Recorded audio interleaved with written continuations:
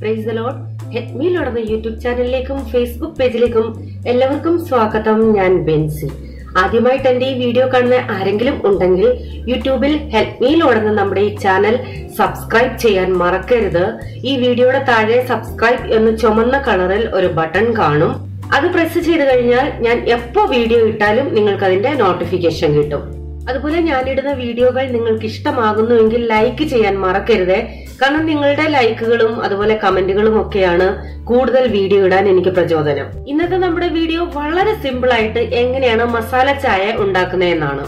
ഒരുപക്ഷെ നാട്ടിലുള്ള പലർക്കും ഇങ്ങനെ ഒരു ചായ കേൾക്കുമ്പോൾ അതിശയമായിട്ട് തോന്നാം. എനിക്കും തോന്നിയിട്ടുണ്ട്. ഞാൻ മസാല ചായ കുടിക്കുന്നത് ഇവിടെ നോർത്ത് ഇന്ത്യയിൽ വന്ന ശേഷമാണ്. ഈ ചായ പ്രത്യേകിച്ച് പനിയോ ചുമയോ അലർജിയോ ഒക്കെ ഉള്ളപ്പോഴോ അതുപോലെ തന്നെ എന്തെങ്കിലും ഒരു ഉന്മേഷക്കുറവായിട്ടൊക്കെ തോന്നുന്നു എങ്കിൽ ഇത് കുടിച്ചാൽ മതി. ടപ്പേ പ്രശ്നങ്ങളൊക്കെ മാറിക്കോളും. അപ്പൊ അതിനുവേണ്ടി ഞാനിവിടെ എടുത്തിരിക്കുന്നത് ഞാൻ ഒരു ഗ്ലാസ് ചായയുടെ കണക്കാണ് പറയുന്നത്.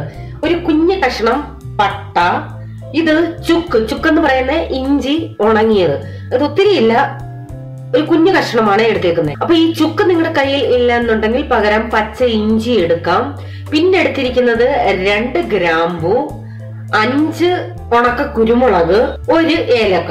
ആദ്യം നമുക്ക് ഈ 4 ഇൻഗ്രീഡിയൻസ് ഏലക്ക ഒഴികെ ഈ 4 എണ്ണവും കൂടി ഒരുമിച്ച് നമുക്കൊന്ന് പൊടിച്ചെടുക്കണം.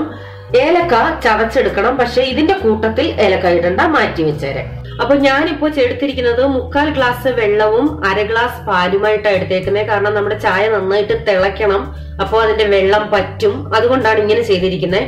നിങ്ങൾക്ക് സാധാരണ ചായ നിങ്ങൾ എങ്ങനെയാണ് ഇടുന്നത് അത് നിങ്ങൾക്ക് ഇഷ്ടമനുസരിച്ച് വെള്ളവും പാലും ചേർക്കാം. കാരണം ചിലർക്ക് പാലിൽ ഒട്ടും വെള്ളം ചേർക്കുന്ന ഇഷ്ടമല്ല ചായ ഉണ്ടാക്കാൻ, ചിലർക്ക് പകുതി പാല് പകുതി വെള്ളം. അപ്പൊ ഞാൻ നേരത്തെ ചായ ഇട്ടിട്ടുണ്ട്, ആ മെത്തേഡ് അല്ല ഇത് ഞാൻ പാലും വെള്ളവും ഒരുമിച്ചാണ് ഇപ്പൊ ഒഴിച്ചു വെച്ചേക്കുന്നത്. കാച്ചിയ പാലാണെങ്കിലും പച്ചപ്പാലാണെങ്കിലും ഇത് രണ്ടും ഒരുമിച്ച് തന്നെ എടുക്കണം. കാരണം നമ്മുടെ മസാലയ്ക്കകത്ത് ഇത് കിടന്ന് നന്നായിട്ട് വേവണം.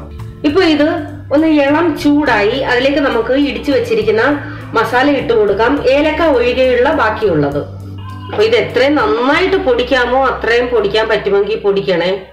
ഇപ്പൊ ഇത് തിളക്കാൻ തുടങ്ങി. ഇതിലേക്ക് നമുക്ക് തേയില ചേർക്കാം. അപ്പൊ ഞാനിപ്പോ ഇവിടെ കിട്ടുന്ന സൊസൈറ്റിന്ന് ഒരു തേയിലയുണ്ട്, സൊസൈറ്റി തേയില, അതാ യൂസ് ചെയ്യുന്നത്. ഇത് ഈ സ്പൂണിന് 1/4 സ്പൂൺ, ഒരു സ്പൂണും ഇത്രയും കൂടെ ടീസ്പൂണാണ്. പഞ്ചസാര അത് ഞാൻ ഇതിന് 1 ടീസ്പൂൺ ഇട്ടിട്ടുണ്ട്. അപ്പൊ ഞാനിപ്പോ തേയില 1/4 ടീസ്പൂൺ പറഞ്ഞു, അത് തന്നെ ഇടണമെന്നില്ല. നിങ്ങൾക്ക് എത്രയാ കടുപ്പം, നിങ്ങളുടെ തേയില ചിലപ്പോൾ കടുപ്പം ഉള്ളതായിരിക്കാം, കുറവായിരിക്കാം, അതനുസരിച്ച് ചേർത്തോണേ. ഇത് തിളച്ചു കഴിഞ്ഞ് ഉടനെ ഓഫ് ചെയ്യരുത്. ഒരു 2-3 മിനിറ്റ് ഇങ്ങനെ തന്നെ കിടന്ന് നന്നായിട്ട് തിളയ്ക്കണം. എങ്കിലേ ആ മസാല ചായയുടെ ഗുണം നന്നായിട്ട് കിട്ടത്തുള്ളൂ.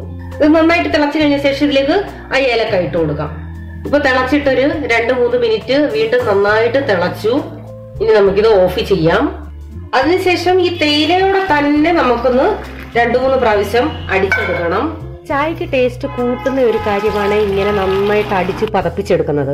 പലർക്കും സംശയം തോന്നാം, ഇങ്ങനെ അടിച്ചാൽ അത് തണുത്തു പോകില്ലെന്നില്ല, ഒരിക്കലുമില്ല. ഒരു 3-4 പ്രാവശ്യം ചായ ഇങ്ങനെ ആറ്റിയെടുത്തെന്നും പറഞ്ഞു യാതൊരു കാരണവശാലും അത് ചൂടാറത്തില്ല. അത് മാത്രമല്ല, അതിനുശേഷം നമ്മൾ കുപ്പി ഗ്ലാസ്സിലാണ് ഒഴിക്കുന്നത്. കുപ്പി ഗ്ലാസ്സിൽ നമ്മൾ ചായ ഒഴിക്കുമ്പോൾ അത് പെട്ടെന്ന് തണുത്തു പോകില്ല. നമ്മൾ എത്ര ചൂടോടെയാണോ ആ ഗ്ലാസ്സിൽ ഒഴിക്കുന്നത് ആ ചൂട് കുറെ നേരം അങ്ങനെ തന്നെ കാണും.